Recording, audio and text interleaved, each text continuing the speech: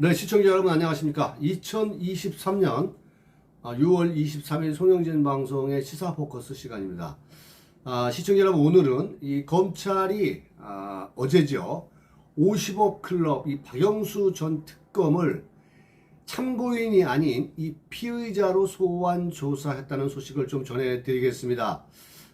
우리 시청자 여러분 잘 아시겠지만 이 박영수는 그 대장동 일당이 거액을 약속했다라는 이른바 50억 클럽 중 한 명으로 지목된 이 박영수 전 특별검사, 특별검사라는 말이 이 사람한테는 어울리지 않고, 이 박영수 양아치가 이 검찰에 소환 조사됐다는 소식을 오늘 전해드리겠습니다. 자, 오늘 그 제목으로는요, 이 박영수가 이번에 이 세 번째 소환 조사가 됩니다. 그래서 검찰은 이제 보여주기식 수사는 이걸로 끝냈으면 좋겠습니다. 이걸로 끝내고 이 박영수에 대한 이 피의 사실을 이 검찰은 명명백백 밝혀서 이 박영수도 무상급식 일식 3찬을 먹을 수 있도록 감옥행으로 보냈으면 좋겠습니다. 그것이 국민적 부정부패한 사람에 대한 국민적 심판이 아닐까, 그런 생각을 갖습니다. 자, 여러분들 본방에 앞서 아직 송영진 방송의 구독자 아니신 분들은 여러분 화면 우측 하단에 이 구독하기 붉은색 버튼 눌러서 구독 신청 바랍니다. 저는 좋은 방송으로 여러분께 보답하도록 하겠습니다. 이 박영수는 누구인가? 이 박영수는 말이죠, 이 박근혜 정부의 이 그 국정농단 수사를 지휘했던 사람입니다. 여러분들 아시겠지만은 윤석열을 비롯해서 또 한동훈 현재 법무부 장관, 윤석열 대통령, 또 이원석 검찰총장, 그 당시에 이 박근혜 정부의 국정농단 수사의 팀원이었습니다. 함께. 자, 그런 박영수가 22일 대장동 사건과 관련된 50억 클럽 의혹으로 검찰에 비밀 소환돼서 이 조사를 받았습니다. 국민 여러분, 이거 특혜입니다. 이거 예우입니다. 박근혜 대통령한테 수갑을 채우고, 또 박근혜 대통령 국정농단 수사를 했을 당시 많은 사람들에게 포토라인에 세우고 망신을 주고, 또 박근혜 대통령의 재판 과정에서 24시간 생중계하다시피 했던 그런 박영수였습니다. 그런데 왜 윤석열 정부의 한동훈은 박영수를 그렇게 예우를 해주고 이 비밀리에 소환 조사를 했는지 국민의 한 사람으로서 묻습니다. 자, 박영수는 어쨌거나 이 국정농단 수사 시 박근혜 대통령의 장차관들을 모조리 포토라인에 세우고 모멸감을 주고, 이재수 사령관은 그러한 모욕감에 자살까지 했습니다. 그리고 김기춘을 비롯한 청와대 인사들도 다 그런 식으로 포토라인에 세웠습니다. 이것이 바로 이 정치적 수사, 정치적 보복이라는 사실을 윤석열 정부와 한동훈 법무부 장관은, 또 이원석 검찰총장은 알겠습니까? 이 박근혜 정부에 대한 국정농단 수사는 결론적으로 이 범죄의 혐의가 아닙니다. 이 모든 것은 이 주체 세력이 된 그들에 의해서 한마디로 이 정치적 수사를 했다는 이야기입니다. 현재 이 박영수는 이 검찰의 혐의는, 현재 박영수가 가지고 있는 혐의는 우리은행이 2015년 3월 김만배 씨 등이 주축이 된 성남의뜰 컨소시엄에 1,500억 원의 여신 의향서를 발급해 준 것을 주목을 하고 있습니다. 자, 우리은행 이사회 의장으로 재직하던 지난 2014년 11월 성남의뜰 컨소시엄에 우리은행이 지분 투자로 참여하도록 해주겠다 하면서 이 대장동 일당으로부터 200억 상당의 땅과 상가 건물 등을 약속받은 혐의에 대해 이 출석 조사를 지금 받고 있는 겁니다. 자, 우리은행은 당초 이 성남의뜰 컨소시엄의 출자자로 참여하는 방안을 검토했지만 2015년 3월 심사부 반대로 최종 불참을 했고, 대신 이 프로젝트 파이낸싱의 대출에 참여하겠다면서 1,500억 원의 여신 의향서를 냈습니다. 자, 그 결과 이 성남의 뜰 컨소시엄은 민간 사업자 평가 항목 중 자금 조달 부분에서 만점에 가까운 점수를 받았습니다. 이게 다 박영수 때문이겠죠. 또 우리은행에 또 이름 있는 그런 은행이 이러한 컨소시엄에 참여를 하게 되니까 뭐 당연히 이런 부분에서 만점을 받지 않았을까 뭐 이런 생각을 갖습니다. 자, 검찰은 이처럼 대장동 개발 사업에서 우리은행 역할이 축소되면서 박영수 이 양아치가 약정받은 금품 규모보다 200억 원을 받기로 했었는데, 뭐 같이 이제 출자하는 어떤 뭐 동업을 하기로 했었는데, 이제 그런 부분은 하지 않고 이 1,500억 원에 대한 여신 의향서를 써줬죠. 그러다 보니까 200억 주기로 했던 것을 50억으로 줄어든 것으로 현재 검찰은 보고 있습니다. 이뿐만 아니라 검찰은 약정받은 것으로 의심되는 50억 원이 박영수에게 실제 일부 지급됐다고 보고 자금 흐름도 현재 추적을 하고 있습니다. 자, 이 박영수는 이른바 가짜 수산업자에게 이 포르쉐 렌트카 등을 빌린 혐의로 2021년 8월 경찰로부터 또 조사를 받았었고요. 또 2022년 10월에는 검찰에서 한 번씩 또 소환 조사를 받았습니다.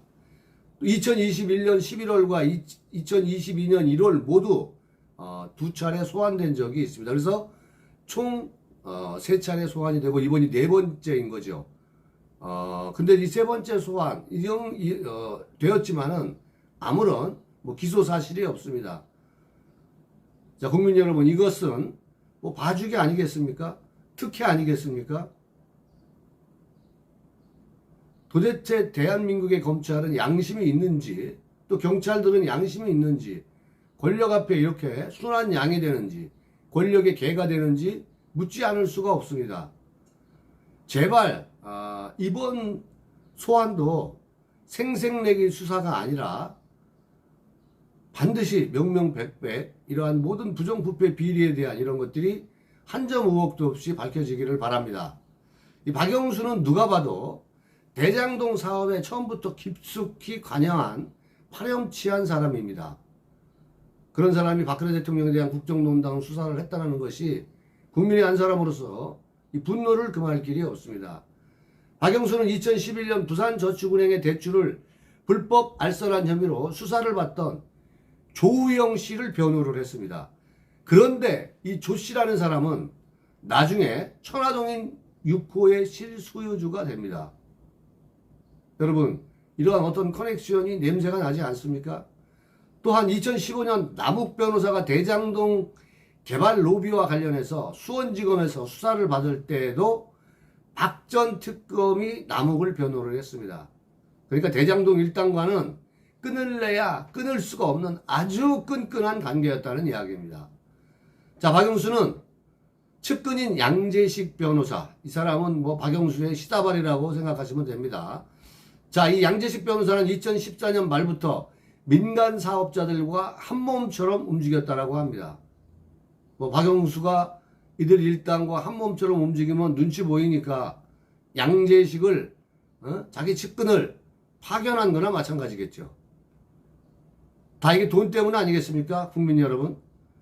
자, 박 전 특검에 따른 화천대유에서 근무하면서 대여금과 퇴직금 등 약 25억 원을 받았다고 합니다.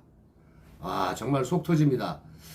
이 검찰 출신 가운데 이 박영수 전 특검만큼 언론의 이름이 오랫동안 자주 오르내린 인물은 많지가 않습니다. 검사 재직 당시 그는 서울중앙지검 이 강력부장, 대검, 중수부장 등을 지내면서 대형 사건을 지휘하기도 했었습니다. 2016년 11월에는 최순실 국정농단 특검으로 임명돼서 김기춘 전 대통령 비서실장 등 박근혜 정부의 실세들이 줄줄이 구속되게 만들었습니다. 자, 이러한 것은 박근혜 정부의 이 탄핵의 과정에서 몰락으로 가는 그러한 상황이었었고, 이후 문재인 정권의 등장이 이어지게 된 것입니다. 문재인 정권에서 사실상 이 박영수에 대한 이 그 조사는 수사를 지연시켰다고 우리가 볼 수밖에 없습니다. 그리고 윤석열 정부에서도 예우 차원인지 뭔지 모르겠습니다만은 수사를 미룬 것도 또한 사실입니다. 그들은 왜 그래야 했습니까? 박근혜 대통령을 함께 몰락시켜서 그러한 팀원이니까, 박근혜 대통령을 몰락시킨 그런 팀원이니까 예우를 하다가 여론의 눈치를 보고 수사를 한 것인지 수사를 한 건 아닌지 국민의 한 사람으로서 윤석열 정부와 한동훈 법무부 장관에게 묻고 싶습니다. 박영수는 현 정권 실세들과도 직간접적으로 친분이 있는 것은 명확한 사실입니다. 이러한 박영수라는 양아치가 권순일 전 대법관, 곽상도 전 의원, 김순환 전 검찰총장 등과 함께 50억 클럽으로 지목된 것이 2021년 10월입니다. 그런데 이제서야 수사가 진행되고 있는 거죠. 자, 민간 업자들을 비호하고 정관계 재개에 힘을 써준 것, 이것이 바로 부정부패 비리입니다. 그리고 법조 카르텔이라고도 지금 현재 우리가 부르고 있는 겁니다. 법조 카르텔 의혹. 먹이사슬처럼 끈끈하게 이 법조계 사람들이 연관되어 있다는 거죠. 그러나 이 박영수 전 특검에 대한 수사는 2021년 11월, 2022년 1월 이 소환 이후 사실상 개점 휴업 상태였습니다. 이거에 국민들은 분노하는 겁니다. 이제야 3차 소환이 이루어진 겁니다. 이게 1년 5개월 만입니다. 어떻게 이럴 수가 있습니까? 자, 검찰은 박 전 특검에 대해 구속영장을 청구한다라고 하는데 반드시 청구해야죠. 명백하지 않습니까? 더 이상 봐주기식 수사는 국민이 용서하지 않을 겁니다. 세상을 떠들썩하게 만든 사건의 전모를 밝히려면 이제 보여주기식 수사로 끝나서는 안 된다는 겁니다. 법의 심판을 받게 해야지 그것이 사법의 정의 아니겠습니까? 윤석열 정부와 한동훈 법무부 장관은 더 이상은 예우 차원이든 인간관계든 간에 그것이 무엇이든 간에 더는 부정부패 비리에 눈 감지 말기를 바랍니다. 국민께서 한 점 의혹이 없이 철저한 수사를 통해 심판을 받아야 됩니다. 다시 한번 저는 그것이 법치주의의 정의라고 생각을 합니다. 이 점을 윤석열 정부와 한동훈 법무부 장관은 반드시 명심하시기를 바랍니다.